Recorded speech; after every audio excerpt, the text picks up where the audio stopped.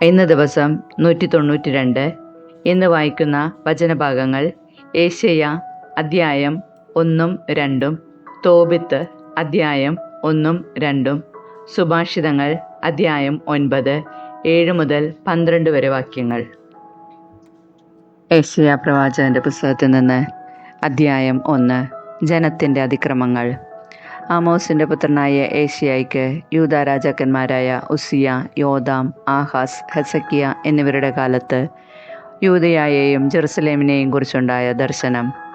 ആകാശങ്ങളെ ശ്രവിക്കുക, ഭൂതലമേ ശ്രദ്ധിക്കുക. കർത്താവ് അരുളി ചെയ്യുന്നു, ഞാൻ മക്കളെ പോറ്റി വളർത്തി, എന്നാൽ അവർ എന്നോട് കലഹിച്ചു. കാള അതിൻ്റെ ഉടമസ്ഥനെ അറിയുന്നു, കഴുത അതിൻ്റെ യജമാനൻ്റെ തൊഴുത്തും. എന്നാൽ ഇസ്രായേൽ ഗ്രഹിക്കുന്നില്ല, എൻ്റെ ജനം മനസ്സിലാക്കുന്നില്ല. തിന്മ നിറഞ്ഞ രാജ്യം, അനീതിയുടെ ഭാരം വഹിക്കുന്ന ജനം, ദുഷ്കർമ്മികളുടെ സന്തതി, ദുർമാർഗികളായ മക്കൾ. അവർ കർത്താവിനെ പരിത്യജിക്കുകയും ഇസ്രായേലിൻ്റെ പരിശുദ്ധനെ നിന്ദിക്കുകയും ചെയ്തു. അവർ എന്നിൽ നിന്ന് തീർത്തും അകന്നുപോയി. ഇനിയും നിങ്ങളെ പ്രഹരിക്കണമോ? എന്തേ നിങ്ങൾ തിന്മയിൽ തന്നെ തുടരുന്നു? നിങ്ങളുടെ ശിരസ് മുഴുവൻ വ്രണമാണ്, ഹൃദയം തളർന്നു പോയിരിക്കുന്നു. ഉള്ളങ്കാൽ മുതൽ ഉച്ചിവരെ ക്ഷതമേൽക്കാത്ത ഒരിടവുമില്ല. ചതവുകളും വ്രണങ്ങളും രക്തമൊലിക്കുന്ന മുറിവുകളും മാത്രം. അവയെ കഴുകി വൃത്തിയാക്കുകയോ വെച്ചുകെട്ടുകയോ ആശ്വാസത്തിന് തൈലം പുരട്ടുകയോ ചെയ്തിട്ടില്ല. നിങ്ങളുടെ രാജ്യം ശൂന്യമായി, നിങ്ങളുടെ നഗരങ്ങൾ കത്തിനശിച്ചു. നിങ്ങൾ നോക്കി നിൽക്കെ വിദേശീയർ നിങ്ങളുടെ ദേശം വിഴുങ്ങിക്കളഞ്ഞു. വിദേശികൾ നശിപ്പിച്ചതുപോലെ അത് നിർജ്ജനമായിരിക്കുന്നു. മുന്തിരിത്തോപ്പിലെ കുടിൽ പോലെയും വെള്ളരിത്തോട്ടത്തിലെ മാടം പോലെയും ആക്രമിക്കപ്പെട്ട നഗരം പോലെയും സിയോൻ പുത്രി ഉപേക്ഷിക്കപ്പെട്ടിരിക്കുന്നു. സൈന്യങ്ങളുടെ കർത്താവ് നമ്മിൽ ഏതാനും പേരെ അവശേഷിപ്പിച്ചില്ലായിരുന്നുവെങ്കിൽ നാം സോദോം പോലെ ആകുമായിരുന്നു, ഗൊമോറ പോലെയും ആയിത്തീരുമായിരുന്നു. സോദോമിൻ്റെ അധിപതികളെ, കർത്താവിൻ്റെ വചനം ശ്രവിക്കുവിൻ. ഗൊമോറ ജനമേ, നമ്മുടെ ദൈവത്തിൻ്റെ പ്രബോധനങ്ങൾ ശ്രദ്ധിക്കുവിൻ. കർത്താവ് അരുളി ചെയ്യുന്നു, നിങ്ങളുടെ നിരവധിയായ ബലികൾ എനിക്കെന്തിന്? മുട്ടാടുകളെ കൊണ്ടുള്ള ദഹനബലികളും കൊഴുത്ത മൃഗങ്ങളുടെ മേധസ്സും എനിക്ക് മതിയായി. കാളകളുടെയോ ആട്ടിൻകുട്ടികളുടെയോ മുട്ടാടിൻ്റെയോ രക്തം കൊണ്ട് ഞാൻ പ്രസാദിക്കുകയില്ല. എൻ്റെ സന്നിധിയിൽ വരാൻ, എൻ്റെ അങ്കണത്തിൽ കാലുകുത്താൻ ഇവ വേണമെന്ന് ആര് നിങ്ങളോട് പറഞ്ഞു? വ്യർത്ഥമായ കാഴ്ചകൾ ഇനിമേൽ അർപ്പിക്കരുത്.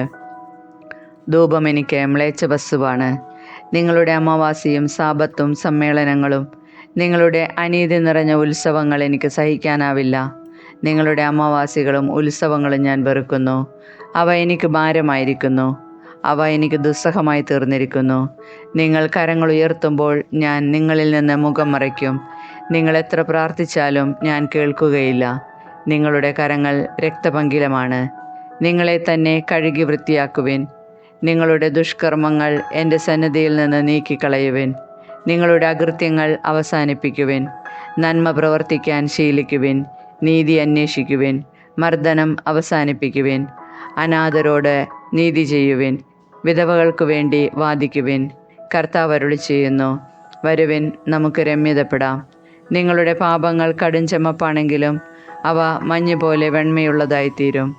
അവ രക്തവർണ്ണമെങ്കിലും കമ്പിളി പോലെ വെളുക്കും. അനുസരിക്കാൻ സന്നദ്ധരെങ്കിലും നിങ്ങൾ ഐശ്വര്യം ആസ്വദിക്കും. അനുസരിക്കാതെ ധിക്കാരം തുടർന്നാൽ വാളിനിരയായിത്തീരും. കർത്താവ് അരുളി ചെയ്തിരിക്കുന്നു, വിശ്വസ്ത നഗരം വേശ്യയായി തീർന്നതെങ്ങനെ? നീതിയും ധർമ്മവും കുടികൊണ്ടിരുന്ന അവളിൽ ഇന്ന് കൊലപാതകികളാണ് വസിക്കുന്നത്. നിന്റെ വെള്ളി കിട്ടമായി മാറിയിരിക്കുന്നു, നിന്റെ വീഞ്ഞിൽ വെള്ളം കലർത്തിയിരിക്കുന്നു. നിന്റെ പ്രഭുക്കന്മാർ കലഹപ്രിയരാണ്, അവർ കള്ളന്മാരോട് കൂട്ടുചേരുന്നു. സകലരും കോഴ കൊതിക്കുന്നു, സമ്മാനത്തിൻ്റെ പിന്നാലെ പായുന്നു. അവർ അനാഥരുടെ പക്ഷത്ത് നിൽക്കുകയോ വിധവകളുടെ അവകാശം പരിഗണിക്കുകയോ ചെയ്യുന്നില്ല. അതിനാൽ സൈന്യങ്ങളുടെ കർത്താവ്, ഇസ്രായേലിൻ്റെ ശക്തനായവൻ അരുളി ചെയ്യുന്നു, എൻ്റെ ക്രോധം എൻ്റെ ശത്രുക്കളുടെ മേൽ ഞാൻ ചൊരിയും. എൻ്റെ വൈരികളോട് ഞാൻ തന്നെ പ്രതികാരം ചെയ്യും. ഞാൻ എൻ്റെ കരം നിനക്കെതിരായി ഉയർത്തും. ചൂളയിലെന്ന പോലെ ഉരുക്കി നിന്നെ ശുദ്ധി ചെയ്യും. നിന്നിൽ കലർന്നിരിക്കുന്ന വിലകെട്ട ലോഹം ഞാൻ നീക്കിക്കളയും. ആദിയിലെന്ന പോലെ നിന്റെ ന്യായാധിപന്മാരെയും ഉപദേശകന്മാരെയും ഞാൻ പുനഃസ്ഥാപിക്കും. നീതിയുടെ നഗരമെന്ന്, വിശ്വസ്ത നഗരമെന്ന് നീ വിളിക്കപ്പെടും. സിയോൻ നീതി കൊണ്ട് വീണ്ടെടുക്കപ്പെടും. അവിടെ അനുതപിക്കുന്ന എല്ലാവരും ധർമ്മനിഷ്ഠ കൊണ്ടും എന്നാൽ കലഹപ്രിയരും പാപികളും ഒന്നടങ്കം നശിക്കും. കർത്താവിനെ തെരഞ്ഞെടുത്ത ഉദ്യാനങ്ങളെക്കുറിച്ച് നിങ്ങൾ ലജ്ജിതരാകും. നിങ്ങൾ ഇല കൊഴിഞ്ഞ് കരുവേഗ വൃക്ഷം പോലെയും വെള്ളമില്ലാത്ത ഉദ്യാനം പോലെയുമാകും. ബലവാൻ ചണനാര് പോലെയും അവൻ്റെ പ്രവൃത്തികൾ തീപ്പൊരി പോലെയുമായിത്തീരും. രണ്ടും ഒന്നിച്ചു കത്തി നശിക്കും. അഗ്നി ശമിപ്പിക്കാൻ ആരും ഉണ്ടാവുകയില്ല. യെശയ്യാ പ്രവാചകന്റെ പുസ്തകത്തിൽ നിന്ന് അധ്യായം 2. ജെറുസലേം രക്ഷാകേന്ദ്രം. യൂദയായെയും ജെറുസലേമിനെയും കുറിച്ച് ആമോസിൻ്റെ പുത്രനായ യെശയ്യായ്ക്കുണ്ടായ അരുളപ്പാട്. അവസാന നാളുകളിൽ കർത്താവിൻ്റെ ആലയം സ്ഥിതി ചെയ്യുന്ന പർവ്വതം എല്ലാ പർവ്വതങ്ങൾക്കും മുകളിൽ ഉയർന്നു നിൽക്കും. എല്ലാ ജനതകളും അതിലേക്കൊഴുകും. അനേകം ജനതകൾ പറയും, വരുവിൻ, നമുക്ക് കർത്താവിൻ്റെ ഗിരിയിലേക്ക്, യാക്കോബിൻ്റെ ദൈവത്തിൻ്റെ ഭവനത്തിലേക്ക് പോകാം. അവിടുന്ന് തൻ്റെ മാർഗങ്ങൾ നമ്മെ പഠിപ്പിക്കും. നാം ആ പാതകളിൽ ചരിക്കും. കർത്താവിൻ്റെ നിയമം സിയോനിൽ നിന്ന് പുറപ്പെടും. അവിടുത്തെ വചനം ജെറുസലേമിൽ നിന്നും. അവിടുന്ന് ജനതകളുടെ മധ്യത്തിൽ വിധികർത്താവായിരിക്കും. ജനപദങ്ങളുടെ തർക്കങ്ങൾ അവസാനിപ്പിക്കും. അവരുടെ വാൾ കൊഴുവും അവരുടെ കുന്തം വാക്കത്തിയുമായി അടിച്ചു രൂപപ്പെടുത്തും. രാജ്യം രാജ്യത്തിനെതിരെ വാളുയർത്തുകയില്ല. അവർ ഇനിമേൽ യുദ്ധപരിശീലനം നടത്തുകയില്ല. യാക്കോബിൻ്റെ ഭവനമേ വരിക, നമുക്ക് കർത്താവിൻ്റെ പ്രകാശത്തിൽ വ്യാപരിക്കാം. കർത്താവിൻ്റെ ദിനം. അങ്ങ് സ്വന്തം ജനത്തെ, യാക്കോബിൻ്റെ ഭവനത്തെ കൈവിട്ടിരിക്കുന്നു. കാരണം രാജ്യം കിഴക്ക് നിന്നുള്ള ആഭിചാരകന്മാരെ കൊണ്ട് നിറഞ്ഞിരിക്കുന്നു. ഫിലിസ്ത്യരെ പോലെ ഭാവി പറയുന്നവരും അവരുടെ ഇടയിൽ ധാരാളമുണ്ട്. അന്യജനതകളുമായി അവർ കൂട്ടുചേരുന്നു. അവരുടെ ദേശം സ്വർണവും വെള്ളിയും കൊണ്ട് നിറഞ്ഞിരിക്കുന്നു. അവരുടെ നിക്ഷേപങ്ങൾക്ക് അളവില്ല. അവരുടെ ദേശം കുതിരകളെ കൊണ്ട് നിറഞ്ഞിരിക്കുന്നു. അവരുടെ രഥങ്ങൾ സംഖ്യാതീതമാണ്. അവരുടെ ദേശം വിഗ്രഹങ്ങൾ കൊണ്ട് നിറഞ്ഞിരിക്കുന്നു. തങ്ങൾ തന്നെ നിർമ്മിച്ച ശില്പങ്ങളുടെ മുൻപിൽ, തങ്ങളുടെ തന്നെ കരവേലയുടെ മുൻപിൽ അവർ കുമ്പിടുന്നു. മർത്യൻ അവമാനിതനാകുന്നു. മനുഷ്യൻ തന്നെ തന്നെ തരം താഴ്ത്തുന്നു. അവരോട് ക്ഷമിക്കരുതേ. പാറക്കെട്ടിനുള്ളിൽ പ്രവേശിക്കുവിൻ, പൊടിയിൽ ഒളിക്കുവിൻ. അങ്ങനെ കർത്താവിൻ്റെ ഭീകരതയിൽ നിന്നും അവിടുത്തെ മഹാതിശയത്തിൽ നിന്നും രക്ഷപ്പെടുവിൻ. മനുഷ്യൻ്റെ അഹന്ത തലതാഴ്ത്തും, അഹങ്കാരികളെ എളിമപ്പെടുത്തും. കർത്താവ് മാത്രം ആ ദിനത്തിൽ ഉയർന്നു നിൽക്കും. കർത്താവിന് ഒരു ദിനമുണ്ട്, അഹന്തയും ഉന്നതഭാവവും ഉള്ള എല്ലാറ്റിനും എതിരായ ദിനം. ലെബനോനിലെ ഉന്നതമായ ദേവദാരുവിനും ബാഷാനിലെ കരുവേലകത്തിനും ഉന്നതമായ പർവ്വതങ്ങൾക്കും ഉയർന്ന കുന്നുകൾക്കും ഉന്നതമായ സകല ഗോപുരങ്ങൾക്കും എല്ലാ ശക്തിദുർഗങ്ങൾക്കും താർഷീഷിലെ കപ്പലുകൾക്കും മനോഹരമായ എല്ലാ ശില്പങ്ങൾക്കും എതിരായ ദിനം. മനുഷ്യൻ്റെ അഹങ്കാരത്തിന് അറുതി വരും. ഗർവിഷ്ഠൻ വിനീതനാക്കപ്പെടും. അന്ന് കർത്താവ് മാത്രം ഉയർന്നു നിൽക്കും. വിഗ്രഹങ്ങൾ നിശേഷം തകർക്കപ്പെടും. ഭൂമിയെ പ്രകമ്പനം കൊള്ളിക്കാൻ കർത്താവ് വരുമ്പോൾ ഉജ്ജ്വല പ്രഭാവത്തിൻ്റെ ഭീതിദായകമായ ദർശനത്തിൽ നിന്ന് മനുഷ്യർ പാറയിടുക്കുകളിലും ഗുഹകളിലും ഓടിയൊളിക്കും. ആരാധിക്കാൻ വേണ്ടി സ്വർണവും വെള്ളിയും കൊണ്ട് നിർമ്മിച്ച വിഗ്രഹങ്ങളെ അന്ന് അവർ പെരിച്ചാഴിക്കും വവ്വാലിനുമായി ഉപേക്ഷിക്കും. ഭൂമിയെ പ്രകമ്പനം കൊള്ളിക്കാൻ കർത്താവ് വരുമ്പോൾ അവിടുത്തെ ഉജ്ജ്വല പ്രഭാവത്തിൻ്റെ ഭീതിദായകമായ ദർശനത്തിൽ നിന്ന് പാറയിടുക്കുകളിലും ഉയർന്ന പാറകളിലും ഓടിയൊളിക്കാൻ തന്നെ. മനുഷ്യനിൽ ഇനി വിശ്വാസമർപ്പിക്കരുത്. അവനൊരു ശ്വാസം മാത്രം. അവനെന്ത് വിലയുണ്ട്? തോബിത്തിൻ്റെ പുസ്തകത്തിൽ നിന്ന് അധ്യായം 1. തോബിത്തിൻ്റെ ക്ലേശങ്ങൾ. നഫ്താലി ഗോത്രജനായ തോബിത്തിൻ്റെ ചരിത്രം. തോബിത്ത് തോബിയേലിൻ്റെയും തോബിയേൽ അനനിയേലിൻ്റെയും അനനിയേൽ അദ്വേലിൻ്റെയും അദ്വേൽ അസിയേലിൻ്റെ പിൻഗാമികളിൽപ്പെട്ട ഗബായേലിൻ്റെയും പുത്രന്മാരാണ്. തോബിത്ത് അസീറിയ രാജാവായ ഷൽമനേസറിൻ്റെ കാലത്ത് ഗലീലിലെ കേദഷ് നഫ്താലിക്ക് തെക്ക് ആഷേറിന് മുകൾ ഭാഗത്ത് സ്ഥിതി ചെയ്യുന്ന തിഷ്ബയിൽ നിന്ന് തടവുകാരനായി പിടിക്കപ്പെട്ടു. ഞാൻ തോബിത്ത് ജീവിതകാലം അത്രയും സത്യത്തിൻ്റെയും നീതിയുടെയും മാർഗത്തിലാണ് ചരിച്ചത്. അസീറിയയിലെ നിനവയിലേക്ക് എന്നോടുകൂടെ പോന്ന സ്വദേശീയരായ സഹോദരർക്ക് ഞാൻ നിരവധി ഉപകാരങ്ങൾ ചെയ്തിട്ടുണ്ട്. സ്വദേശമായ ഇസ്രായേലിൽ ഞാൻ താമസിച്ചിരുന്ന ചെറുപ്പകാലത്ത് തന്നെ എൻ്റെ പൂർവ്വപിതാവായ നഫ്താലിയുടെ ഗോത്രം മുഴുവൻ ജെറുസലേം ഭവനത്തെ പരിത്യജിച്ചു. ഇസ്രായേലിലെ എല്ലാ ഗോത്രങ്ങളിൽ നിന്ന് തിരഞ്ഞെടുക്കപ്പെട്ടത് ജെറുസലേമാണല്ലോ. സകല ഗോത്രങ്ങളും ബലിയർപ്പിക്കേണ്ടത് അവിടെയാണ്. അത്യുന്നതൻ വസിക്കുന്നതും എല്ലാ തലമുറകൾക്കും വേണ്ടി എന്നേക്കുമായി പ്രതിഷ്ഠിക്കപ്പെട്ടതുമായ ആലയം അവിടെയാണ്. വിശ്വാസം ത്യജിച്ച ഗോത്രങ്ങളെല്ലാം ബാൽക്കാളക്കുട്ടിക്ക് ബലിയർപ്പിച്ചു പോന്നു. എൻ്റെ പൂർവ്വപിതാവായ നഫ്താലിയുടെ കുടുംബവും അങ്ങനെ ചെയ്തു. എന്നാൽ ഞാൻ മാത്രം ഇസ്രായേലിൻ്റെ ശാശ്വത നിയമം അനുസരിച്ച് കൂടെ കൂടെ ഉത്സവങ്ങളിൽ പങ്കുകൊള്ളാൻ ജെറുസലേമിൽ പോയി. ആദ്യഫലങ്ങളും വിളവിൻ്റെ ദശാംശവും ആദ്യം കത്രിക്കുന്ന ആട്ടിൻ രോമവും ബലിപീഠത്തിങ്കിൽ അഹ്റോൻ്റെ പുത്രന്മാരായ പുരോഹിതന്മാരെ ഞാൻ ഏൽപ്പിച്ചു. ഉൽപ്പന്നങ്ങളുടെ എല്ലാം ദശാംശം ജെറുസലേമിൽ ശുശ്രൂഷ ചെയ്തിരുന്ന ലേവി പുത്രന്മാർക്ക് ഞാൻ നൽകിപ്പോന്നു. മറ്റൊരു ദശാംശം വിട്ടുകിട്ടുന്നത് എല്ലാ കൊല്ലവും ഞാൻ ജെറുസലേമിൽ കൊണ്ടുപോയി ചെലവഴിക്കുമായിരുന്നു. മൂന്നാമതൊരു ദശാംശം എൻ്റെ പിതാമഹിയായ ദെബോറ നിർദ്ദേശിച്ചതനുസരിച്ച് എനിക്ക് കടപ്പാടുള്ളവർക്ക് ഞാൻ നൽകിപ്പോന്നു. പിതാവ് മരിച്ച അനാഥനായിരുന്നു ഞാൻ. പ്രായപൂർത്തിയായപ്പോൾ ഞാൻ എൻ്റെ കുടുംബത്തിൽപ്പെട്ട അന്ന എന്ന ഒരുവളെ വിവാഹം ചെയ്തു.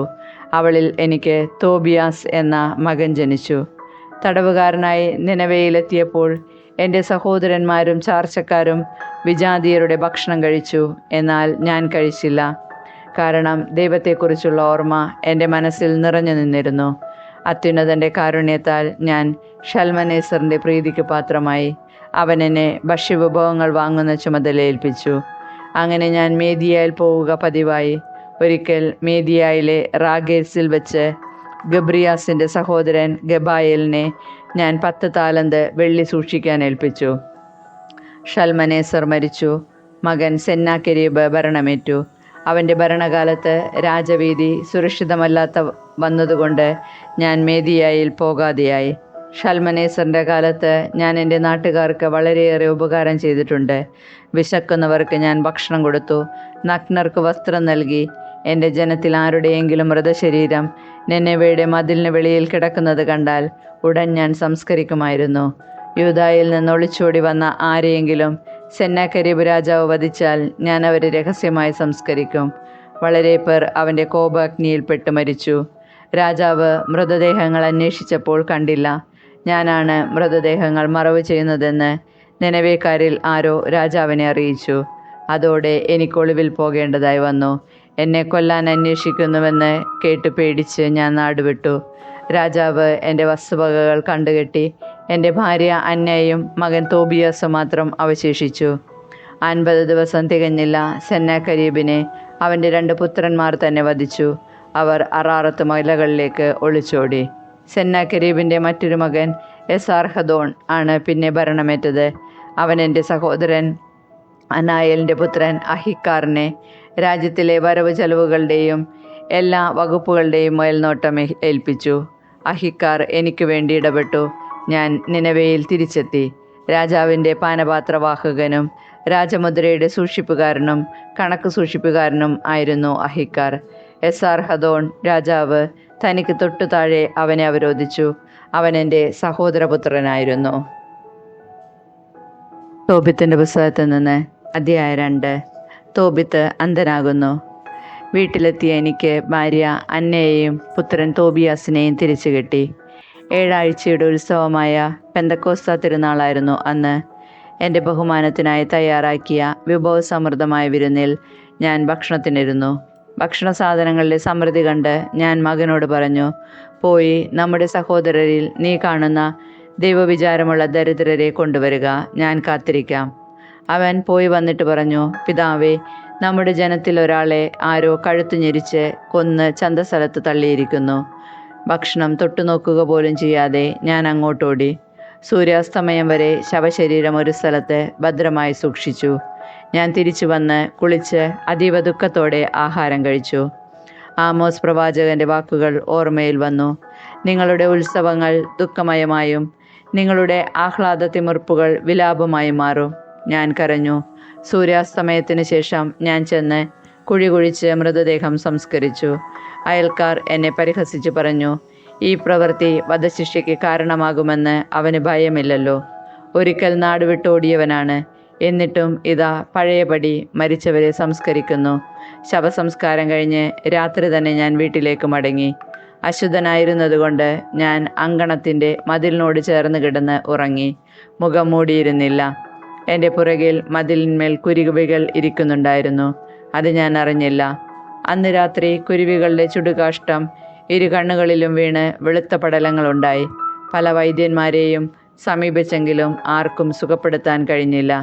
എലിമായസിലേക്ക് സ്ഥലം മാറിപ്പോകുന്നതുവരെ അഹിക്കാർ എന്നെ സംരക്ഷിച്ചു. ഉപജീവനത്തിനു വേണ്ടി എൻ്റെ ഭാര്യ അന്ന സ്ത്രീകൾക്ക് വശമായ തൊഴിൽ ചെയ്ത് സാധനങ്ങളുണ്ടാക്കി ഉടമസ്ഥർക്ക് കൊടുക്കുമായിരുന്നു അവളുടെ പതിവ്. ഒരിക്കൽ അവൾക്ക് കൂലിക്ക് പുറമെ ഒരാട്ടിൻകുട്ടിയെ കൂടി അവർ കൊടുത്തു. അവൾ വീട്ടിൽ തിരിച്ചെത്തിയപ്പോൾ ആട്ടിൻകുട്ടിയുടെ കരച്ചിൽ കേട്ട് ഞാൻ ചോദിച്ചു, ഇതിനെ എവിടെ നിന്ന് കിട്ടി? കട്ടെടുത്തതല്ലേ, ഉടമസ്ഥനെ തിരിച്ചേൽപ്പിക്കുക. കട്ടെടുത്തത് ഭക്ഷിക്കുന്നത് ശരിയല്ല. കൂലിക്ക് പുറമെ സമ്മാനമായി തന്നതാണെന്ന് അവൾ പറഞ്ഞു. പക്ഷേ എനിക്ക് വിശ്വസിക്കാൻ കഴിഞ്ഞില്ല. ആട്ടിൻകുട്ടിയെ തിരിച്ചു കൊടുക്കണമെന്ന് ഞാൻ ശഠിച്ചു. അവളുടെ ഈ പ്രവൃത്തി ഞാൻ ലജ്ജിച്ചു. അവൾ ചോദിച്ചു, നിന്റെ ദാനധർമ്മങ്ങളും സൽപ്രവൃത്തികളും എവിടെ? എല്ലാം അറിയാമെന്നല്ലേ ഭാവം. സുഭാഷിതങ്ങൾ അധ്യായം 9 7 മുതൽ 12 വരെ വാക്യങ്ങൾ. പരിഹാസകനെ തിരുത്തുന്നവന് ശകാരം കിട്ടും. ദുഷ്ടനെ കുറ്റപ്പെടുത്തുന്നവന് ക്ഷതമേൽക്കേണ്ടി വരും. പരിഹാസകനെ കുറ്റപ്പെടുത്തരുതേ, അവൻ നിന്നെ വെറുക്കും. വിവേകിയെ കുറ്റപ്പെടുത്തുക, അവൻ നിന്നെ സ്നേഹിക്കും. വിവേകിയെ പ്രബോധിപ്പിക്കുക, അവൻ കൂടുതൽ വിവേകിയായിത്തീരും. നീതിമാനെ പഠിപ്പിക്കുക, അവൻ കൂടുതൽ ജ്ഞാനിയാകും. ദൈവഭക്തിയാണ് ജ്ഞാനത്തിൻ്റെ ഉറവിടം. പരിശുദ്ധനായവനെ അറിയുന്നതാണ് അറിവ്. ഞാൻ നിമിത്തം നിന്റെ ദിനങ്ങൾ പെരുകും. നിന്റെ ആയുസ്സിനോട് കൂടുതൽ സംവത്സരങ്ങൾ ചേരും. നീ വിവേകിയെങ്കിൽ പ്രയോജനം നിനക്ക് തന്നെ. നീ പരിഹസിച്ചാൽ അത് നീ തന്നെ ഏൽക്കേണ്ടി വരും.